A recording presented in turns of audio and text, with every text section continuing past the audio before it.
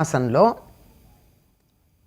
ఆయన ధర్మపత్ని అయినటువంటి లక్ష్మీదేవిని పూజిస్తే ఎంత వైభవాన్ని ప్రసాదిస్తుందో చూడండి. ఆ ప్రసాదించటానికి కూడా ప్రత్యేకంగా ఒక వారం కేటాయించబడింది.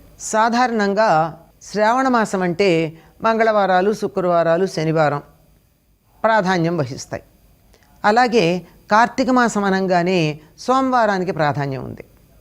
అదేవిధంగా మార్గశీర్ష మాసం అంటే ప్రత్యేకంగా గురువారానికి ప్రాధాన్యం, మాఘమాసంలో ఆదివారాలకి, ఇట్లా ఒక్కొక్క దానికి ఒక్కొక్క ప్రాధాన్యం ఉన్నప్పుడు మార్గశీర్ష మాసంలో గురువారం నాడు లక్ష్మీదేవిని పూజించాలి. గురువారం నాటికి మరొక పేరు కూడా ఉంది, లక్ష్మీవారం అనే పదం వాడతారు.